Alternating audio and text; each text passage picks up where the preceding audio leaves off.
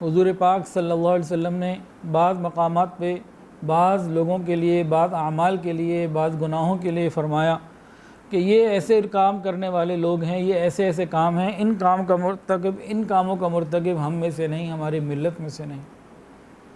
تو ان میں سے ایک چیز یہ ہے، حضور پاک صلی اللہ علیہ وسلم نے ارشاد فرمایا، غیر مسلموں کی مشابہت کرنے والا ہم میں سے نہیں، یہود و نصارہ کی، ہندوؤں کی مشابہت کرنے والا ہم میں سے نہیں۔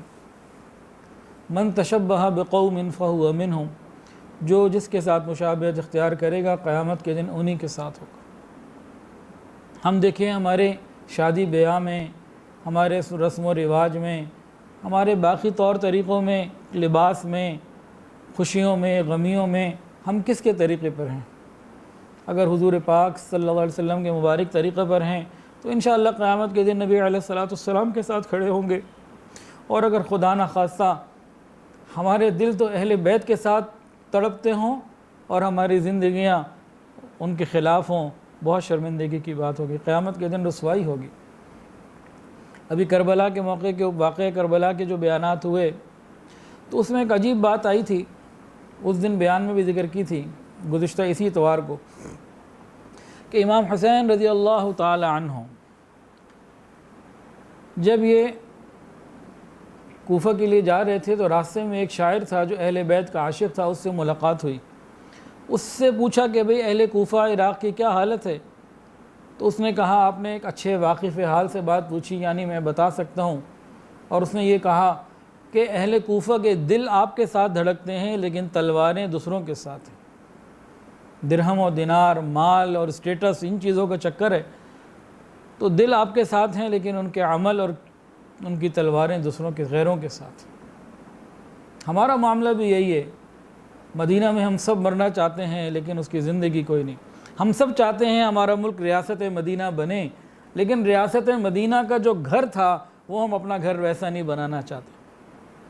نام تو ہمارے بھی بچیوں کے عائشہ، فاطمہ، خدیجہ ہیں، لیکن وہ جو بی بی عائشہ اور بی بی خدیجہ نے پردہ کیا تھا، بی بی فاطمہ نے پردہ کیا تھا، وہ ہمارے اندر نہیں۔ ہماری سگی بیٹیاں، بہو گھر میں اعلان کر دیں کہ مجھے وہ پردہ کرنا ہے جو بی بی فاطمہ نے کیا، ہمارے گھر میں آج لڑائیاں شروع ہو جائیں گی۔ یہ کیسے ہو سکتا ہے کہ تم وہ پردہ کرو، ان کی مشابہت اختیار کرو؟ ہماری شادیوں کو دیکھ لیں، کون سی ہندوؤں کی رسم ہے جو ہم نہیں مناتے؟ قیامت کے دن کس منہ سے کھڑے ہوں گے اللہ کے محبوب کے پاس سامنے؟ تو حدیث میں آتا ہے من تشبہ بقوم فہو منہم، جو جس کے ساتھ مشابہت اختیار کرے گا وہ انہی میں سے ہوگا۔ رسول اللہ صلی اللہ علیہ وسلم نے اپنی تعلیمات میں اس بات کو بہت واضح فرمایا ہے۔ ہم نے 10 محرم کا تو روزہ رکھا ہی ہوگا تقریباً لوگوں نے، آپ سب نے، تو 10 کا اکیلا نہیں رکھا ہوگا، 7، 9 یا 11 کا جوڑا ہوگا۔ کیوں جوڑا؟ صرف یہود کی مخالفت کی وجہ سے۔ حضور پاک صلی اللہ علیہ وسلم نے مکہ مکرمہ میں ہمیشہ 10 محرم کا ایک اکیلا روزہ رکھا، پہلے فرض تھا۔ مدینہ آ گئے، مدینہ میں بھی آ کے نبی علیہ السلام 10 محرم کا روزہ رکھتے رہے اور مستقل رکھتے رہے۔ آخری سال جو رسول اللہ کا تھا اس میں معلوم ہوا کہ یہود بھی یہ روزہ رکھتے ہیں۔ جیسے ہی معلوم ہوا تو فرمایا اگلے سال 9 یا 11 کو جوڑو، ان کی مخالفت کرو۔ نبی علیہ السلام زمانے سے روزہ رکھتے آ رہے ہیں 10 کا، جیسے ہی معلوم ہو کہ یہودوں کے ساتھ مشابہت ہو رہی ہے، فرمایا نہیں، ان کی مشابہت نہیں کرو۔ مونچھوں کے بارے میں فرمایا مونچھیں کترواؤ، داڑھی بڑھواؤ، مخالفت کرو۔ لباس کے بارے میں فرمایا، ہر چیز کے بارے میں فرمایا، کھلا فرمایا، پتہ نہیں ہمیں عقل نہیں آتی۔ سحری کے بارے میں فرمایا کہ مشرکین سحری نہیں کرتے، تم سحری کرو۔ وہ افطار دیر سے کرتے ہیں، تم افطار جلدی کرو۔ پھر بتایا کہ 3 اوقات میں نماز نہیں پڑھنی، جس سے سورج طلوع ہو رہا ہو اور عین زوال کا وقت اور جب غروب ہو رہا ہو، یہ 3 اوقات ایسے ہیں، طلوع، عین زوال اور غروب۔ ان 3 اوقات میں نماز، عبادت، سجدہ نہیں کرنا، نفل وغیرہ، وہ مطلب تلاوت کر سکتے ہیں، درود شریف پڑھ سکتے ہیں، سجدہ نہیں کرنا، نماز نہیں پڑھنی۔ کہ بعض قومیں اس وقت سورج کی عبادت کرتی ہیں، مشابہت سے بچو۔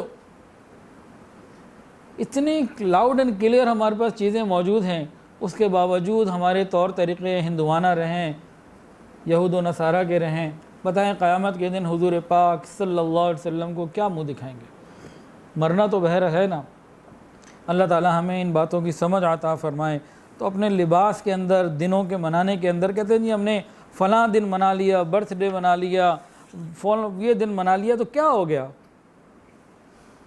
ارے بھائی بہت کچھ ہوتا ہے۔ کوئی پاکستانی 14 اگست کی جگہ 15 اگست کو خوشیاں منائے، ہم اسے کیا کہیں گے؟ ہم کہیں گے اس نے دوسروں کا دن منایا، یہ ہمارا بندہ نہیں ہے۔ تو بالکل یہی بات رسول اللہ صلی اللہ علیہ وسلم نے ارشاد فرمائی۔ تو ہم دن بھی اپنے منائیں، دوسروں کے دن نہ منائیں۔ طور طریقے بھی نبی علیہ الصلوۃ والسلام کے رکھیں تاکہ قیامت کے دن شرمندگی سے بچیں۔ تو نبی علیہ السلام نے ارشاد فرمایا غیروں کی، غیر مسلموں کی مشابہت اختیار کرنے والا ہم میں سے نہیں۔ اللہ ہمیں سمجھ عطا فرمائے۔ اور ایک حدیث کے اندر آتا ہے، زید بن ارقم رضی اللہ عنہ روایت کرتے ہیں، نبی علیہ الصلوۃ والسلام نے ارشاد فرمایا جس نے اپنی مونچھوں کو نہ تراشا وہ ہم میں سے نہیں۔ مونچھوں کو تراشنا انتہائی ضروری۔ بڑی مونچھیں رکھنا اس کا تو ویسے ہی نقصان ہے کہ بال جب آتے ہیں بڑھ جاتے ہیں تو ایک تو جو اوپر ناک سے مواد نکلتا ہے وہ تکلیف کا ذریعہ بنتا ہے اور صحیح طریقے سے صفائی نہیں ہو پاتی۔ دوسرا جب انسان کچھ کھاتا پیتا ہے تو وہ مونچھوں کے بال لگتے ہیں تو اس میں پھر مختلف قسم کی بیماریاں اندر جاتی ہیں، فطرت کے خلاف ہے، اور نبی علیہ الصلوۃ والسلام نے اس کو منع بھی فرمایا۔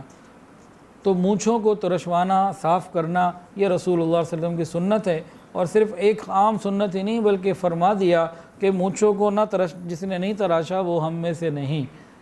تو بہتر یہ ہے کہ ان کو صاف رکھا جائے، نہایت باریک رکھا جائے، چھوٹے سے چھوٹا رکھا جائے۔ کسی کو شوق بھی ہو رکھنے کا تو تھوڑی تھوڑی سی ہوں، نہ اوپر جائیں نہ نیچے کی طرف آئیں، نہ کھانے پینے کے وقت وہ تکلیف دیں، تھوڑی سی ہوں تو ٹھیک ہے، ورنہ تو ان کو صاف ہی کریں۔ جب اللہ کے محبوب کو پسند یہ ہے تو ہمیں کیا کرنا ہے اس کا؟ تو نبی علیہ السلام نے فرمایا جس نے اپنی مونچھوں کو نہ تراشا وہ ہم میں سے نہیں۔ فطرت انسانی کے بارے میں حدیث کے اندر آتا ہے کہ 10 چیزیں ایسی ہیں جو فطرت میں سے ہیں جن کا لحاظ رکھنا ضروری ہے۔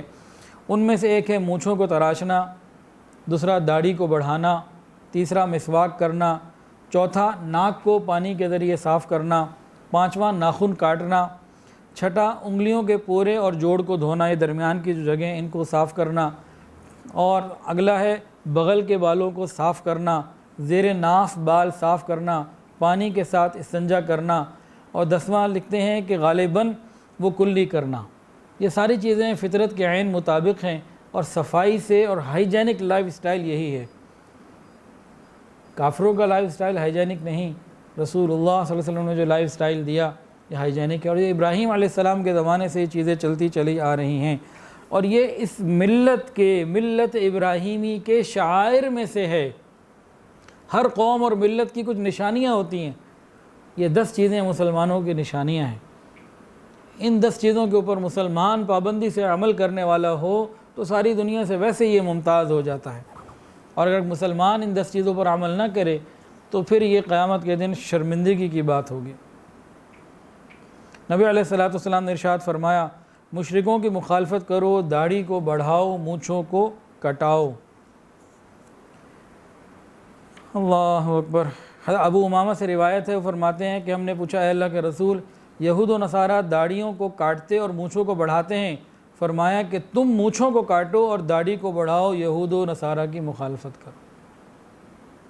داڑھی کو کاٹنا، مونچھوں کو بڑھانا حضرت ابو امامہ رضی اللہ عنہ کی روایت سے ثابت ہوتا ہے یہ یہودیوں کا طریقہ ہے، یہ نصارہ کا، عیسائیوں کا طریقہ ہے، اور داڑھی کو بڑھانا اور مونچھوں کو کٹوانا یہ رسول اللہ صلی اللہ علیہ وسلم کا طریقہ ہے۔